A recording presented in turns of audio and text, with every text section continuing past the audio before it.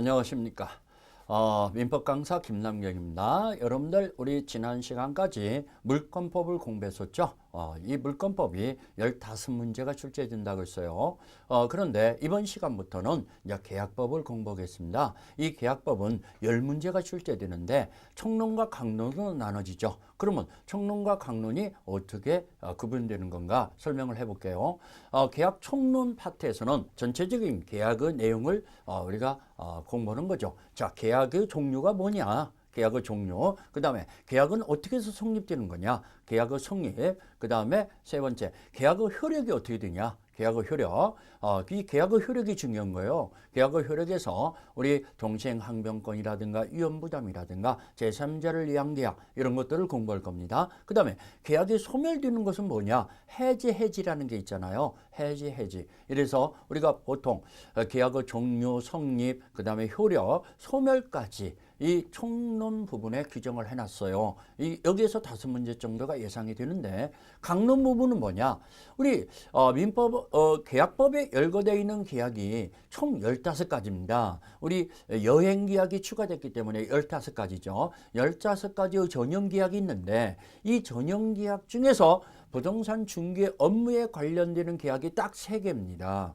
매매, 교환, 임대차. 이걸 계약 강론에서 공부합니다. 매매, 교환, 임대차라는 것을 계약 강론에서 공부하는데, 이것도 5문제가 예상이 되죠. 그래서 총론 5문제, 강론 5문제에서 10문제가 예상이 되는 부분이니까 내용도 그렇게 어렵지 않습니다. 물권에 비해서는 훨씬 쉽습니다. 그렇기 때문에 이 부분을 여러분들이 놓쳐서는 안 된다고 봅니다. 자, 우리 차근차근 공부해 보기로 하겠습니다.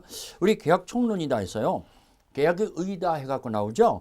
광의의 계약과 협의의 계약, 넓은 의미로 계약을 보는 것과 좁은 의미로 계약을 보는 것은 틀리다는 얘기죠. 넓은 의미로 계약을 보면은 채권계약뿐만 아니라 물권계약, 준물권계약, 신분계약 다 포함되는 거죠. 이게 넓은 의미의 계약이라고 보여죠. 그렇지만 좁은 의미로 계약을 보면은 채권 채무관계를 발생케 하는 계약만이 계약이다, 이렇게 보는 것을 좁은 의미의 계약이라고 그래요. 쉽게 얘기하면은 채권 계약을 얘기하는 거죠. 그래서 우리 계약법상에 우리가 일반적으로 공부하는 내용은 채권 계약을 얘기하는 거지, 물권 계약을 공부하는 거, 신분 계약을 공부하는 게 아니죠. 그것은 물권법에서 우리가 공부했어요. 지상권 설정 계약, 전세권 설정 계약, 저당권 설정 계약, 소유권 양도 계약, 이런 것들은 다 물권법에서 공부했으니까 우리가 여기서 공부하는 게 아니죠. 여기서 공부하는 것은 채권 채무 관계를 발생케 하는 채권 계약인 협의의 계약 중심으로 공부하는 거죠.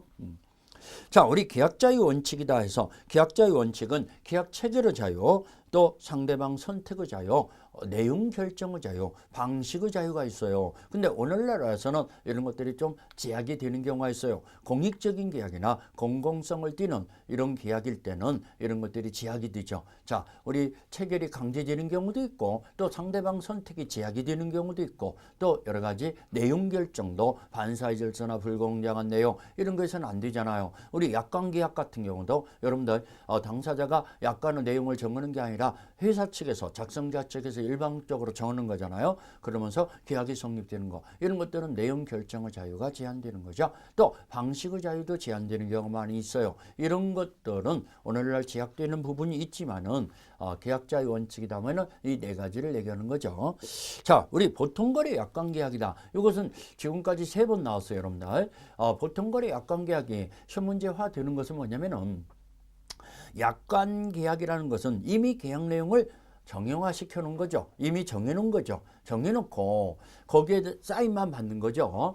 이 고객이. 그러면 수십만 명, 수백만 명과 동일한 내용을 신속하게 계약을 체결할 수 있는 장점이 있어요. 그래서 이 약관계약이 오늘날 성행되고 있는데, 문제가 되는 건 뭐냐면요, 약관 작성자, 회사 측에서 일방적으로 정하다 보니까 회사에게 유리하도록 하고 고객에게는 불리하게 되는 부당한 내용이 되는 경우가 많아요. 이걸 제재를 가해야겠다. 이걸 어떤 효력 발생을 저지한다든가 또는 이런 벌칙을 부과한다든가 이런 걸 해야겠다 해서 약관 규제에 관한 법률이 만들어집니다. 거기서부터 이 약관법이 약관이 여러분들 시험 문제화 되고 있는데 약관 규제에 관한 법률이 1986년도에 제정이 되죠. 그러면 보통거래 약관 계약의 해석 문제가 되는데 약관의 내용이 계약 내용이에요. 계약 내용은 그 약관의 내용을 계약으로 삼기로 동의했기 때문에 거기에 구속력이 생기는 거죠. 약관 조항은 법규 범위 때문에 구속력이 있는 게 아니에요. 합의했기 때문에 계약을 체결했기 때문에 구속력이 있는 거죠. 그러면 약관의 내용이 계약 내용인데 약관의 내용을 해석하는 것은 법률행위 해석이죠. 계약 내용의 해석이죠. 법률행위 내용의 해석이라는 거. 그러면 신의성실에 맞춰서 해석해야겠죠. 신의성실. 또 객관적 해석 원칙이다 해서요.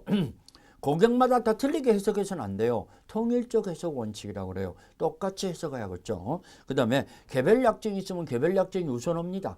약관의 내용과는 틀리게 어떤 고객에게는 특별한 약정을 했어요. 그러면 그게 더 우선해서 적용되는 거죠. 또 약관의 내용은 확장 해석하게 되면은 고객이 다칠 염려가 많아요. 가급적이면 좁게 해석해야죠. 좁게 해석할수록 명확하게 해석되기 때문에 축소 해석 원칙이라고 그래요. 그 다음에 약관의 내용은 불분명한 내용이 되는 경우가 있잖아요. 그게 작성자가 불이익을 감수해야죠. 작성자 불이익 원칙이다. 그걸 반대로 얘기하면은 고객에게 유리하도록 해석해야 한다. 고객 유리 해석 원칙이라고 그러죠. 그 다음에 이걸 해석을 잘못했으면은 법률 행위의 내용의 해석이라고 그랬어요. 이건 법률 문제입니다. 법률 문제이기 때문에 잘못 해석했을 때는 상고 이유가 되는 대법원에 상고할 수 있다는 거.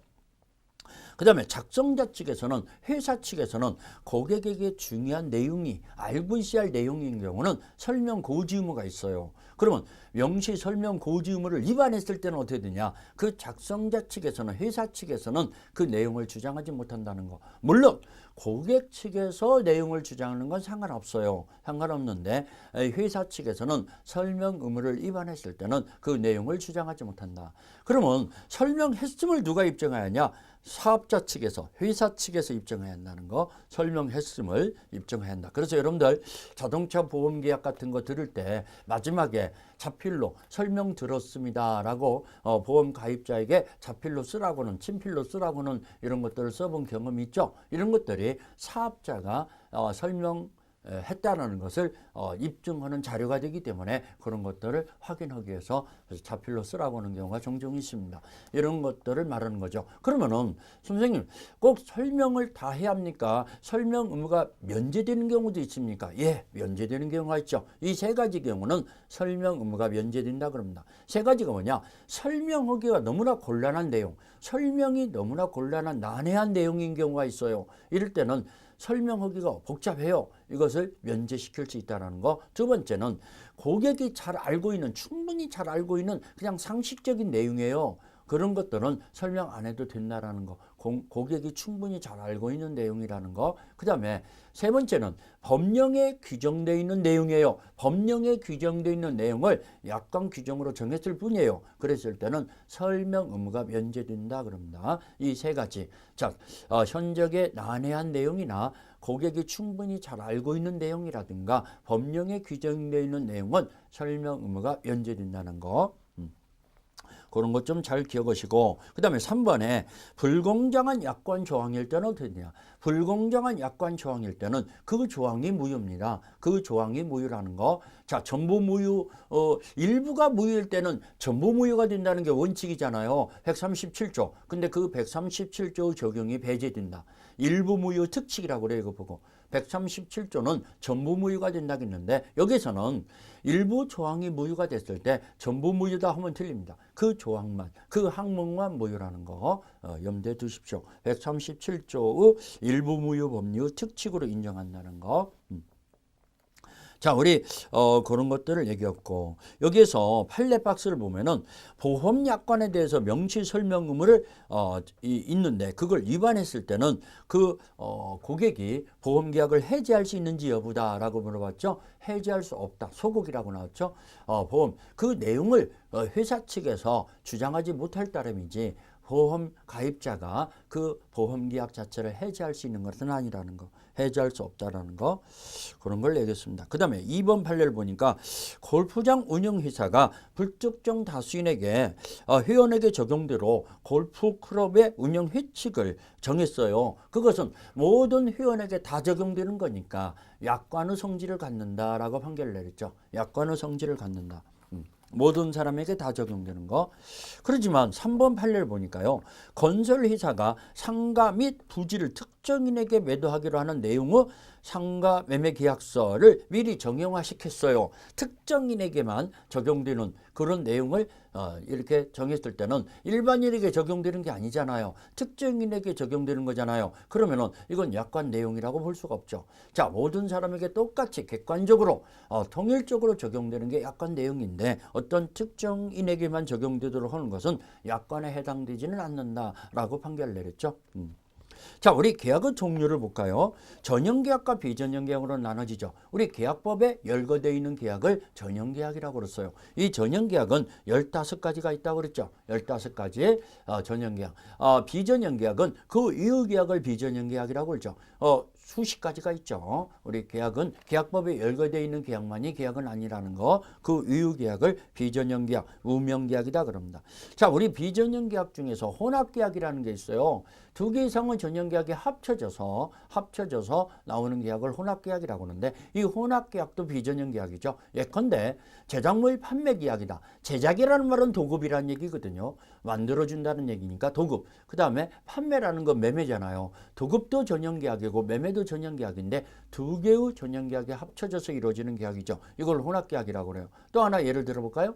자동차의 수리 계약이다. 자동차를 수리 공장에 맡겨요. 수리를 맡긴다. 맡기는 게 임치 계약이잖아요. 맡기는 거. 그 다음에 수리는 도급이에요. 그러면 임치도 전형 계약이고 도급도 전형 계약이에요. 2개의 전형 계약이 합쳐진 혼합 계약인데 그 혼합 계약은 비전형 계약이라는 거. 쌍무계약과 편무계약이 있어요. 양당사자가 의무를 부담하는 계약을 쌍무계약이고 편무계약은 일방만이 의무를 부담해요. 자, 여기서 좀 정리하고 넘어가고 싶은 것이 있네요. 자, 쌍무계약과 편무계약. 쌍방이 의무를 부담하고 있는 계약을 쌍무계약이라고 그러죠. 편무계약은 일방만이 의무를 부담하죠. 그러면 쌍무계약은 유상계약이 쌍무계약이죠. 유상계약이. 물론 자, 쌍무계약은 모두 유상계약이다 이러면 맞아요. 이건 맞아요. 그렇지만 거꾸로 이 유상계약이 모두 쌍무계약이다 하면 틀려요. 왜 그러냐면은 자, 유상계약은 자, 쓰고 시작할까요? 유상계약은 모두 쌍무계약이다 이러면은 틀린 이유를 설명하려고 그래요. 쌍무계약이다. 왜 틀렸냐면은 현상광고 때문에 그래요. 현상광고라는 건 뭐냐면은 현상금이 달려있는 광고를 얘기해요. 그러면 현상광고는 그 현상광고 내용에 실행이 됐을 때, 이행이 됐을 때 계약이 성립되는 게 현상광고인데 반드시 현상금을 줘야 합니다. 그러면 현상금을 주는데 광고주가 광고를 때린 자가 일방적으로 주는 거잖아요. 그래서 현상광고는 현상금이 반드시 있는 거니까 유상이죠. 유상이면서 일방적으로 줘야 할 의무를 지고 있는 거니까 유상편무계약이라고 그래요. 그러면 유상이면서도 편무계약이 있어요. 유상계약이 모두 쌍무계약이다 하면 틀렸다는 이유가 그렇죠. 그렇지만 쌍무계약은 모두 유상계약이다 하면 맞아요. 쌍무계약이면서도 유상계약 아닌 건 없어요. 그래서 이게 시험 문제가 2번이나 나왔잖아요. 잘 기억하세요. 쌍무계약은 모두 유상계약이다 하면 맞지만은 유상계약이 모두 쌍무계약이다 하면 틀렸다. 현상광고 때문에 틀리는 거구나. 그런 것을 눈여겨보시고. 그러면 편무계약은 뭐냐? 일방만이 의무를 지고 있는 게 편무계약이죠. 무상계약이죠. 무상. 자, 무상계약인데 우리 증여나 사용대차. 증여나 사용대차는 반드시 무상이죠.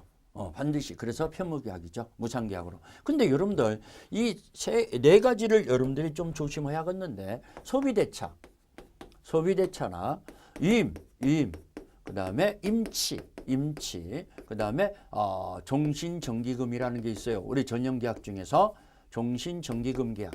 이 네 가지. 그래서 앞글자를 따서 소위, 임종 이럽니다. 자, 이런 이 네 가지 계약은 유상일 수도 있고 무상일 수도 있고 유상으로 약정할 수도 있고 무상으로 약정할 유무상 다 가는 거죠. 유상 무상 다 가능하다는 거. 유상으로 약정하면은 이게 쌍무계약이 돼요. 유상으로 약정하면은 무상이 되면은 편무계약이죠. 유무상 다 가능한 계약이 이 네 가지가 있다는 걸 주의하세요. 자, 그런 걸 정리했습니다. 우리 쌍무계약과 편무계약 하나만 더 정리하고 넘어갑시다. 쌍무계약에서만 인정되는 게 원칙적으로 쌍무계약에서 인정되는 것이 있어요. 편무계약에서는 원칙적으로 적용이 안 되는 거. 그게 뭐냐? 동시행항변권. 동시행항변권과 위험부담.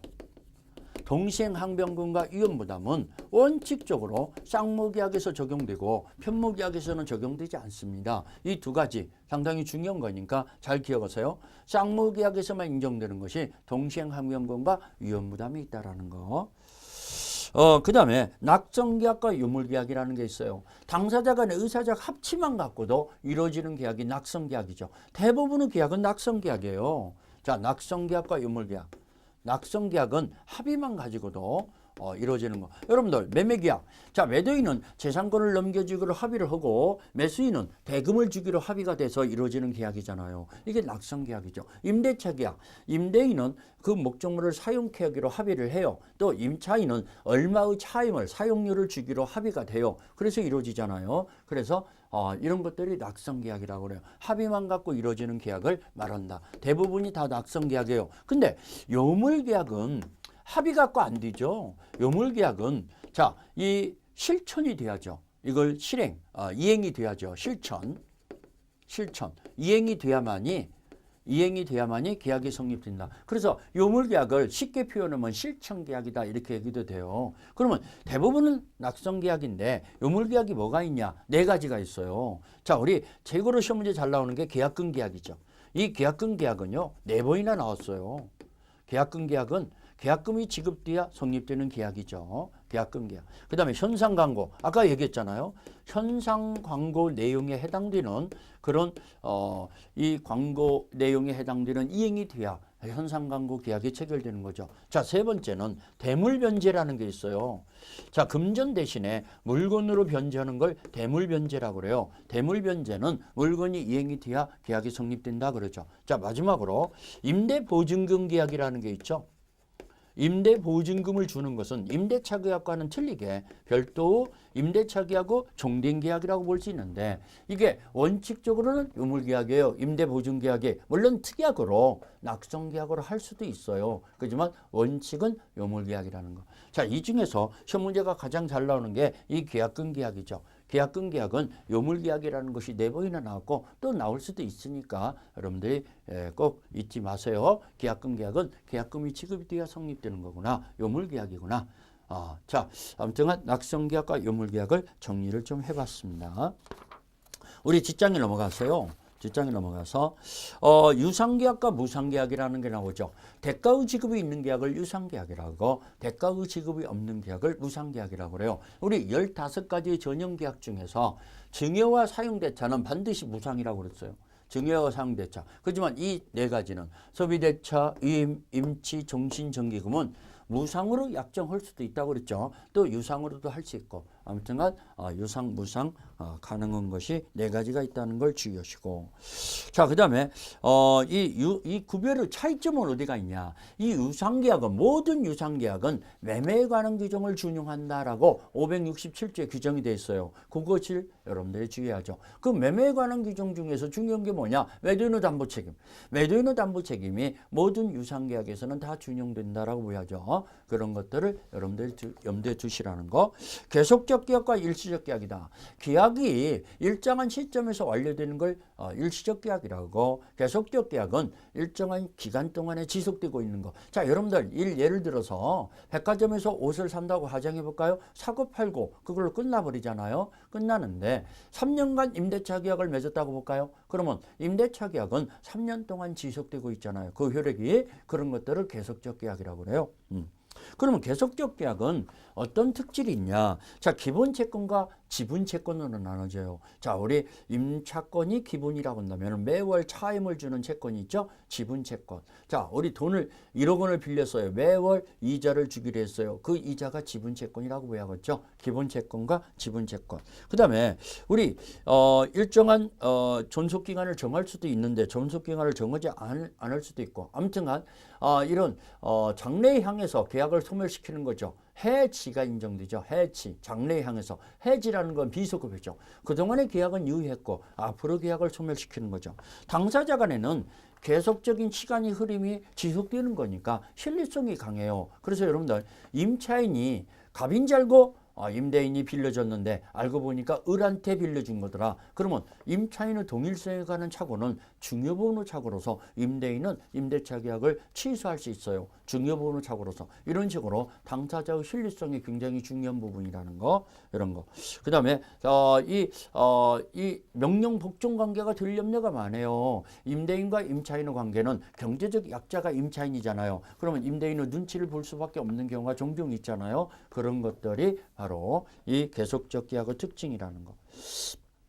예약과 본계약이다. 본계약에 앞서서 미리 하는 계약을 예약이라고 그래요. 이 예약은 언제나 채권계약이라는 거. 예약은 언제나 채권계약이에요. 그래서 부동산에 관한 이야기일 때는 가등기를 해놓을 수 있어요. 미리 하는 등기를 가등기라고 하잖아요. 그러면 가등기가 되면은 제3자에게도 대항력이 생기잖아요, 여러분들. 그래서 가등기를 해놨어요. 예약에 대해서 가등기를 해놨는데 제3자한테 그 소유권이 넘어갔을 때 이 예약권 행사는 가등기 당시의 소유자인 예약 의무자한테 예약권 행사해야죠. 제3자한테 넘어갔다 하더라도 가등기 당시의 소유자인 예약 의무자한테 예약권을 행사해서 본등기를 하게 되면은, 본계약을 체결해서 본등기를 하게 되면은 이 제3의 등기는 직권 말소가 된다는 걸 여러분들 공부했던 기억나잖아요. 아무튼 이 예약권은 가등기도 할 수 있고, 예약권은 이 10년의 제척기간이 걸리는 거죠. 형성권이기 때문에 10년의 제척기간이 걸리는데 우리 민법에서는 이 예약은 일방예약으로 추정합니다. 우리 564조에 나옵니다. 일방예약으로 추정한다.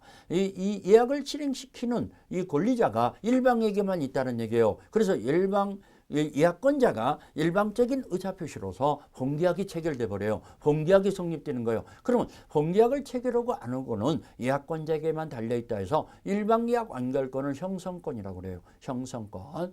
자, 이건 10년의 제척기간이 걸리는 거죠. 자, 그런 것들을 정리해 놓으시면 좋죠. 일방예약으로 추정한다. 자, 우리 기출 체크 문제 볼까요?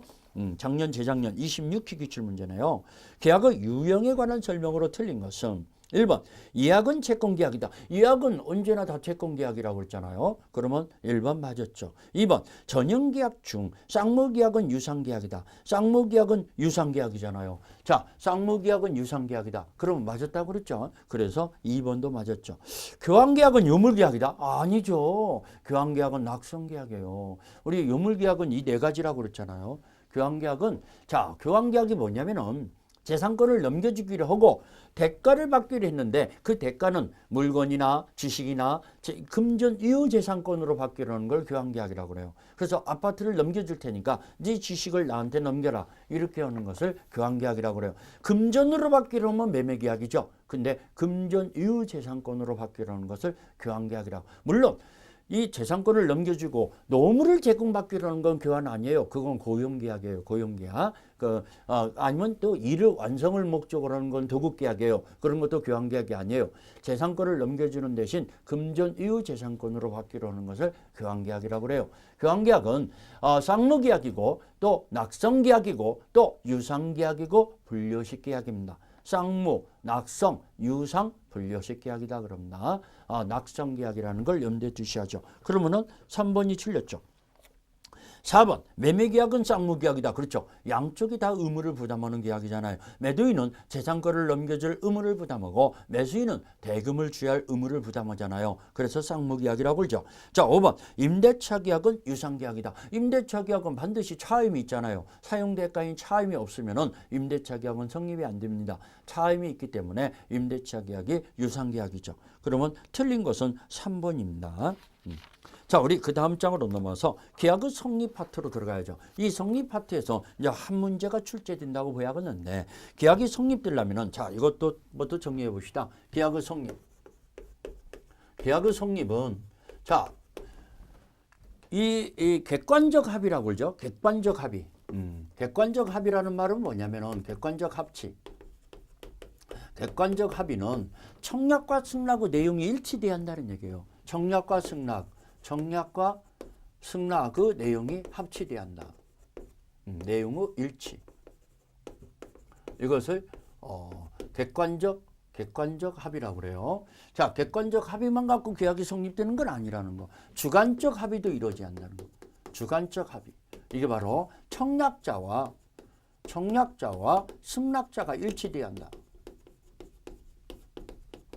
이것을 주관적 합의라고 그래요. 주관적 합의. 객관적 합의와 주관적 합의가 있어야 계약이 성립된다는 거 염두에 두세요. 이게 합의가 안 되면은 계약은 성립되지 않는 거죠. 그래서 우리 불합의 문제가 나오는데, 자, 불합의.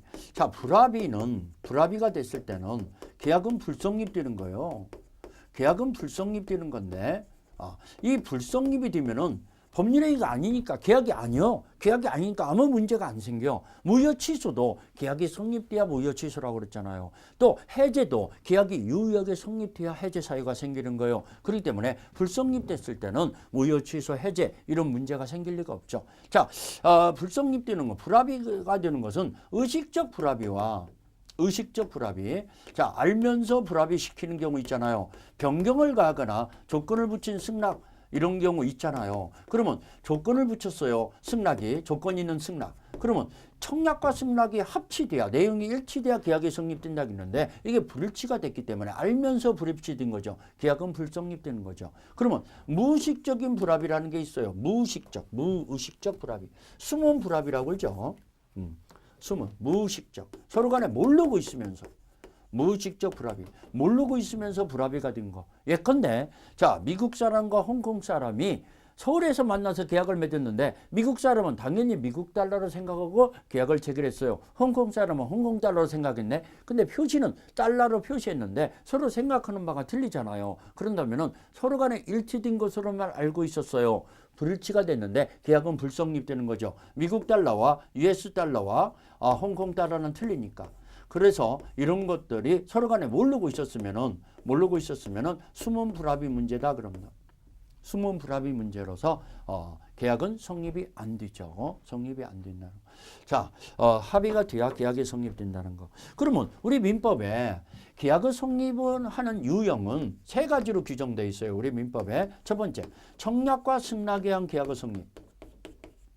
청약과 승낙에 의해서. 두 번째, 자, 우리 교차 청약에 의한 계약의 성립. 교차 청약에 의한 계약의 성립. 세 번째, 의사 실현에 의한 계약의 성립. 의사 실현. 그래서 이 세 가지 중심으로 이번 시간에 공부를 할 겁니다. 이 계약의 성립이 청약과 승낙. 뭐니 해도 이게 중요한 거죠. 청약과 승낙에 의한 계약의 성립. 자, 우리 책의 내용을 좀 확인해 가면서 나갑시다. 자, 계약의 성립에서요, 의사표시 내용이 불합의가 됐을 때는 계약은 불성립되는 건데, 자, 이 불합의는 의식적 불합의, 무의식적 불합의가 있다. 그 위에, 이 의에서 객관적 합치와 주관적 합치가 있어야 계약이 성립된다 해갖고 의에서 잘 설명해 놨고, 그러면 무의식적 불합의와 착오 문제가 유사하지만 착오는 틀리죠. 착오는 이 피고자의 생각과 표시가 불일치된 걸 피고자가 모르고 있었던 것이 착오라고 그래요. 그렇지만 이 무의식적 불합의는 청약자의 의사와 승낙자 의사가 서로 간에 불일치된 것을 양당사자가 모르고 있었던 거잖아요. 그것이 무의식적 불합의이기 때문에 착오하는 유형이 틀리죠. 착오는 피고자의 생각과 표시가 불일치된 것을 모르고 있었던 걸 착오라고 그래요. 그래서 틀리다는 걸 주의하시고, 자, 우리 우리 청약과 승낙에 의한 계약의 성립, 여기서부터 정리해 봅시다. 청약과 승낙. 청약이라는 의사표시는 계약을 청하는 의사표시죠. 확정적인 의사표시 한다는 거 염두에 두세요. 확정적인 의사표시로 그에 맞는 승낙만 이루어지면 계약이 성립되는 거죠. 청약은 확정적인 의사표시. 그러면 자, 확정적인 의사표시가 아니고 상대방에게 청약하도록 유도하는 의사의 통지일 때는 그걸 청약의 유인이라고 그래요. 청약과는 틀리죠. 상대방에게 청약하도록 유인하는 거, 유도하는 거, 이걸 청약의 유인이라고 하는데 이것은 의사의 통지입니다. 예를 들어서 여러분들 어느 회사에서 A라는 회사에서 사원 모집 광고를 때립니다. 그러면 우리 회사에 유능한 인재를 좀 많이 와주세요라고 광고를 막 때립니다.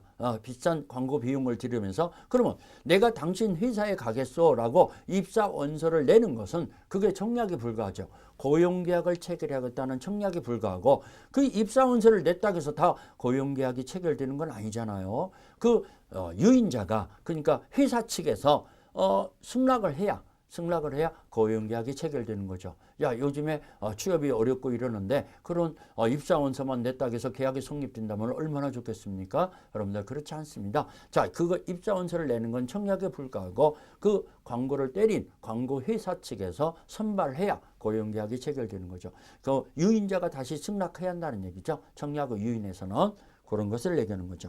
그래서 구인 광고, 주택의 분양 광고, 뭐 아파트 분양 광고라든가 또는 물품 판매 광고 이런 것들이 다 여기에 해당돼요. 그래서 여러분들 백화점에서 물건을 파는 것은 정찰 가격이다 이겁니다. 그것은 청약이라고 보여야죠. 왜? 확정적인 이 가격에 팔겠다라는 확정적인 의사표시인가 청약이지만 할인 매장이라고 봅시다. 우리 동대문 시장, 남대문 시장 이런 할인 매장에서는 그 가격 표시는 그 가격에 팔겠다는 확정적인 의사표시라고 볼 수 없잖아요. 할인을 해줄 수 있잖아요. 그렇기 때문에 그건 청약의 유인이라고 보야 합니다. 청약의 유인. 이 할인 매장에서는 청약의 유인.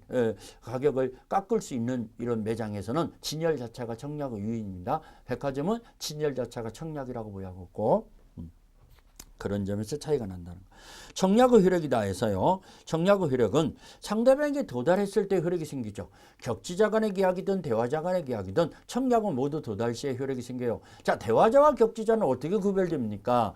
시간상의 간격을 두고 구별됩니다. 청약과 승낙이 시간의 간격 없이 즉시 이루어지면은 대화자의 계약이라고 그래요. 그렇지만 청약과 승낙이 시간의 거리를 두고 이루어지는 경우가 있어요. 그걸 격지자 간의 계약이라고 그래요. 그랬을 때 청약은 모두 다 도달주의지만 승낙이 틀려요. 승낙은 대화자 간의 계약에서는 도달 시에 효력이 생기지만 격지자 간의 계약에서는 발송했을 때 효력이 생깁니다. 발치인지를 취한다는 거 531조에 나오죠. 격지자 간의 계약에서는 발치인지를 취한다는 거 승낙이 틀리다는 거. 자, 우리 청약의 효력 발생은 도달했을 때 효력이 생기는데 도달한 후에는 처리하지 못해요. 이걸 청약의 구속력이라고 그래요. 도달한 후에는 처리하지 못한다는 거. 도달 전에는 처리할 수 있겠죠. 그렇지만 도달한 후에는 청약의 구속력이 있다라는 거. 자, 여기 청약자가 청약 후 사망했다든가 행위 능력이 상실되는 경우 있잖아요. 이게 시험 문제 잘 나옵니다. 청약에 아무런 영향을 미치지 않는다는 거. 청약은 유효하다는 거. 물론 청약자의 개성이 중시되는 경우에는 그 청약자가 아니고는 의미가 없는 이런 의사표시일 때는 청약자가 사망과 동시에 상실된다고 보야겠죠. 그렇지 않는 한은 일반적인 청약일 때는 청약자가 사망했더라도 또 행위 능력이 상실됐더라도 그대로 유효하다는 거. 그러면 상대방이 그에 맞는 승낙이 이루어지면 계약이 체결된다는 얘기죠. 그런 것 좀 염두에 두셔야겠죠. 자, 그 다음에 뒷장에 넘어가서요.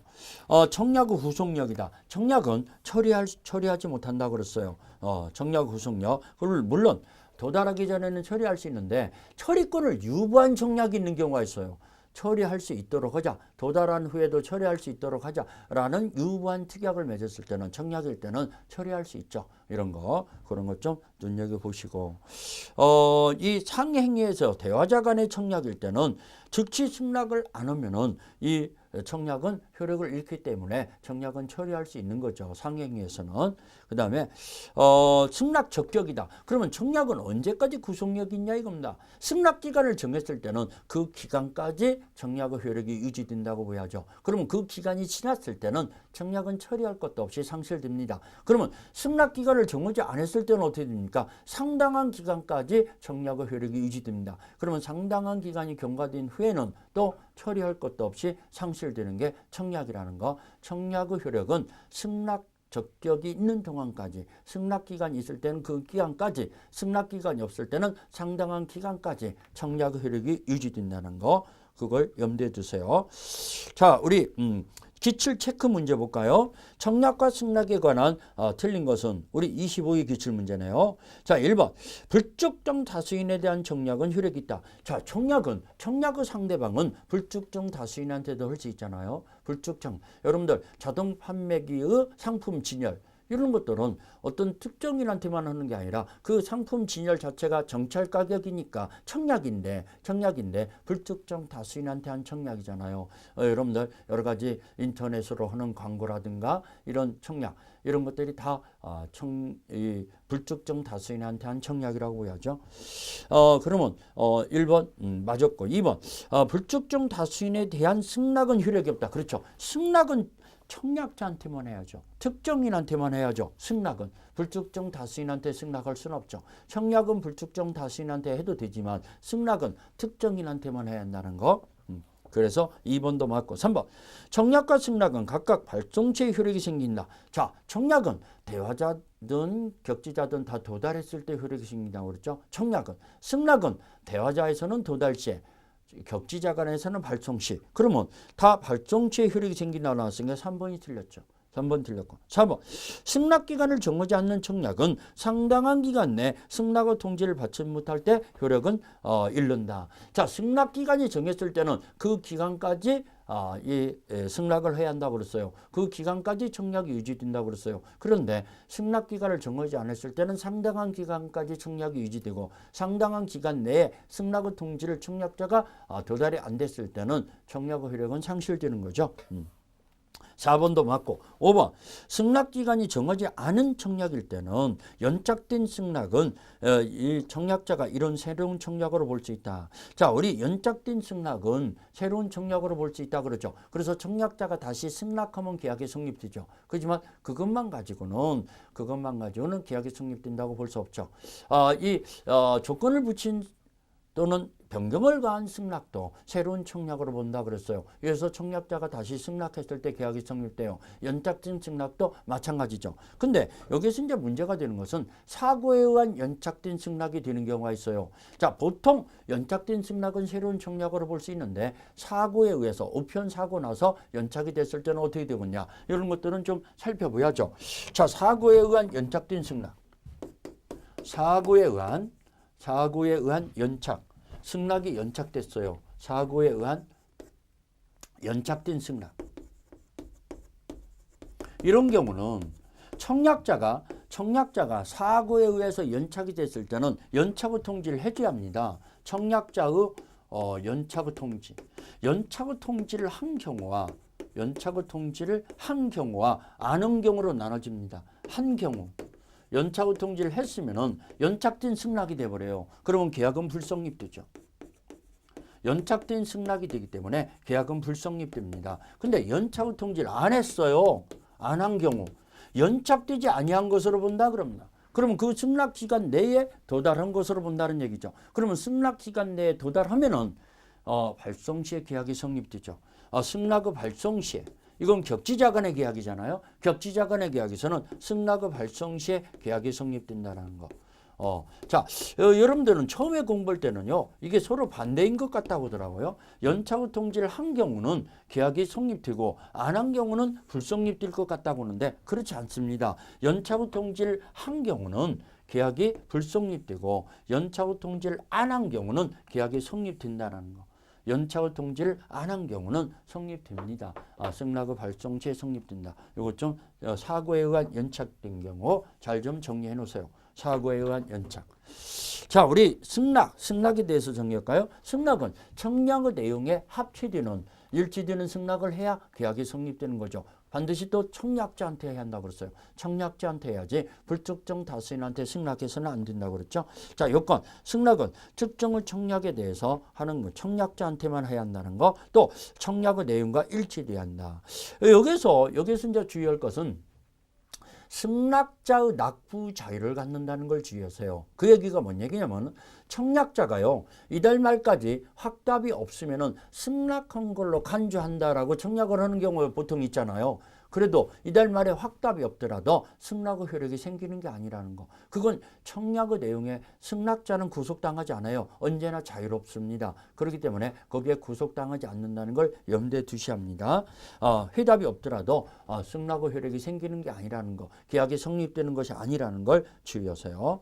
자, 그 다음에 연착된 승낙에서 이건 새로운 청약으로 볼 수 있기 때문에 청약자가 다시 승낙하면 계약이 성립될 수 있다는 거. 근데 사고에 의한 연착이 됐을 때는 연착의 통지를 했냐 안 했냐에 따라 틀려진다. 청약자가 연착의 통지를 한 경우는 계약이 불성립되지만 안 했을 때는 계약이 성립된다 그랬어요. 그 다음 페이지로 넘어가서 승낙의 효력 발생 시기는 대화자 간에서는 도달시의 효력이 생기지만 격지자 간의 계약에서는 청약과 승낙이 시간상의 간격을 두고 이루어지는 경우에는 발송시의 효력이 생긴다. 발송시의 효력이 생긴다는 것은 하루라도 빨리 효력이 생기게 하려는 그 승낙자를 보호하자는 얘기가 되는 것이죠. 발송시의 효력이 생긴다. 시험 문제 잘 나옵니다. 격지자 간의 계약에서는 승낙의 효력이 발송시의 계약이 성립된다는 거. 자, 우리 기출 체크 문제 볼까요? 우리 27일 기출 문제네요. 이 계약의 성립 파트에서는 이런 식으로 한 문제가 엮어진다라고 여러분들은 감을 잡아야 합니다. 청약과 승낙에 의한 계약의 성립에 관한 설명으로 틀린 거. 1번 청약과 승낙은 주관적 객관적 합체에 의해서 계약이 성립한다. 맞았지 않습니까? 우리 주관적 합의, 청약과 승낙의 내용이 객관적 합의, 내용이 일치돼야 주관적 합의, 당사자도 일치돼야 한다. 그렇기 때문에 이 1번은 맞았죠. 2번 승낙기간을 정한 계약의 청약은 청약자가 기간 내에 승낙의 통지를 받지 못한 때는 원칙적으로 효력을 잃는다. 그 기간을 정했을 때는 그 기간 내에 승낙의 통지를 받지 못하면 효력은 잃게 된다는 거. 그래서 2번도 맞은 거죠. 자, 그 기간을 정하지 않았을 때는 상당한 기간이죠. 상당한 기간 내 승낙의 통지를 받지 못하면 청약의 효력이 상실되는 거죠. 이걸 승낙적적이라고 그랬죠. 2번 맞고 3번 계약이 본질적 내용에 대하여 무의식적 불합의가 있는 경우는 계약은 취소할 수 있다. 자, 무의식적 불합의가 되면 계약은 불성립되는 거예요. 계약이 불성립되는 것은 무효 취소 해제 문제가 생기는 게 아니라고 그랬잖아요.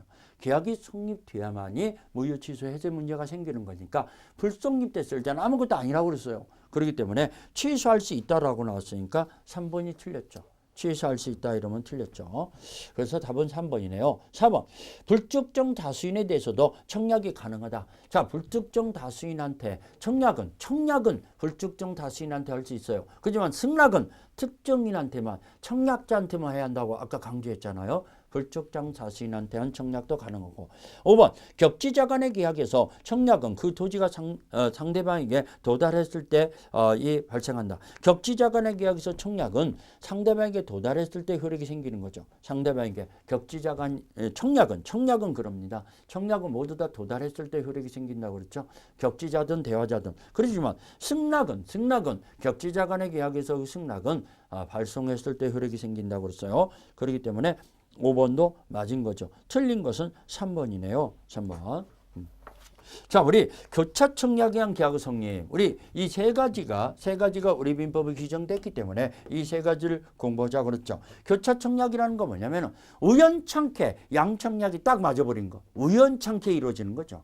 그러면 청약을 했고 상대방이 그걸 받아보고 의사표시를 했으면 그건 승낙인데 받아보기 전에 의사표시를 했어요. 청약한지를 모르고 의사표시를 했어요. 받아보기 전에. 그랬을 때는 이것도 청약이잖아요. 상대방이 한 의사표시도 청약이잖아요. 근데 우연찮게 딱 일치가 됐어요. 그러면 그 청약만 갖고도 양청약만 가지고도 계약이 성립되는 걸 얘기해요. 여기서는 시험 문제가 나온다면은 계약 성립 시기에 대해서 나오죠.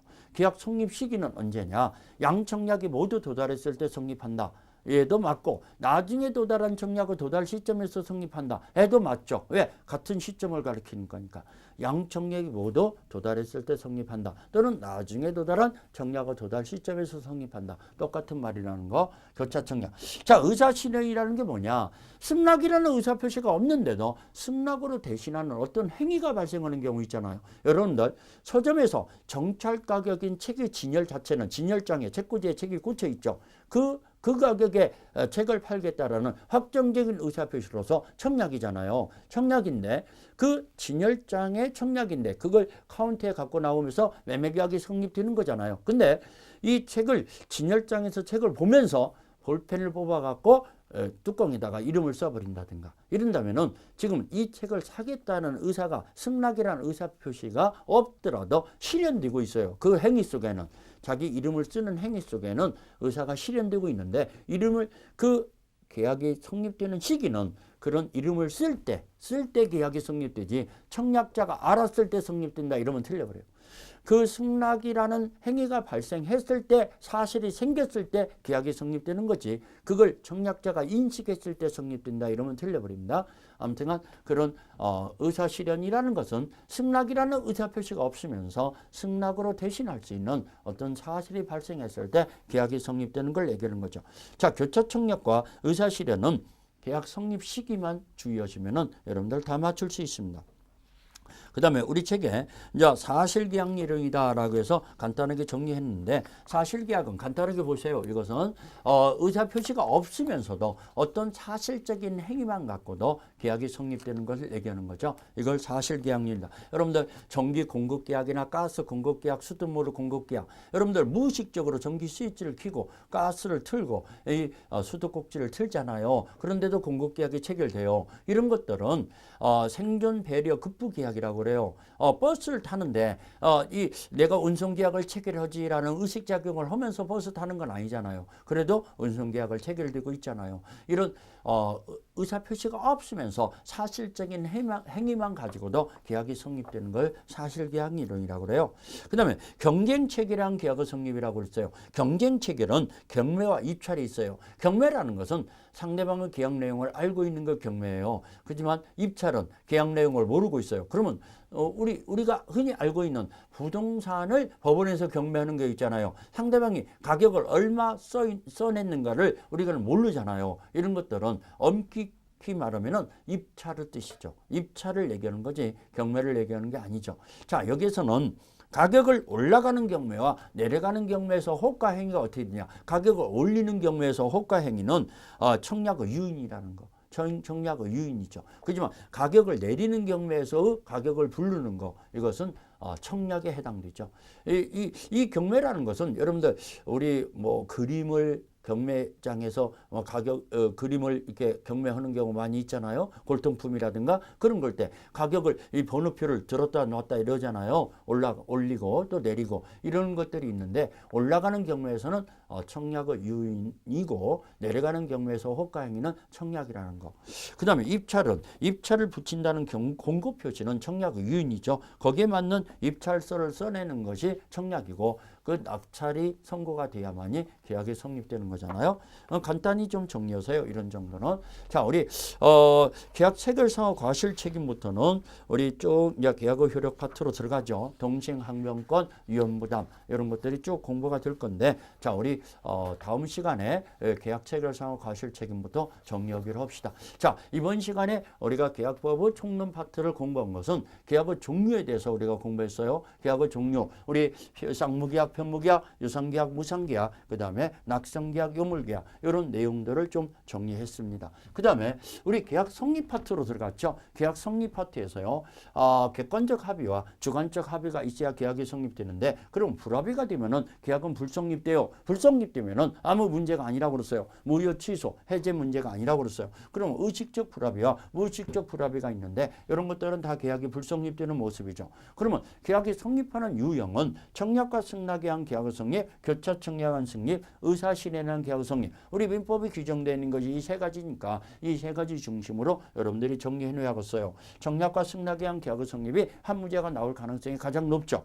교차 청약이나 의사실현은 계약의 성립 시기만 잘 정리해 놓으면 큰 문제가 없습니다. 아무튼간 이런 식으로 여러분들이 지금 우리 1시간 동안 계약 총론을 들어보셨지만은 물권법에 의해서는 상당히 쉽구나 이런 걸 느낄 수 있어요. 여러분들은 이 부분을 득점 분야로 잡아야 합니다. 그래서 보다도 실수 없이 다 맞았을 때는 여러분들이 다른 부분에 좀 많이 틀려주더라도 충분히 합격할 수 있다는 거, 이 부분을 더 집중해서 애정을 갖고 잘 숙지하시기를 부탁드립니다. 자, 언제나 최선을 다하는 민법 강사 김남경이었습니다.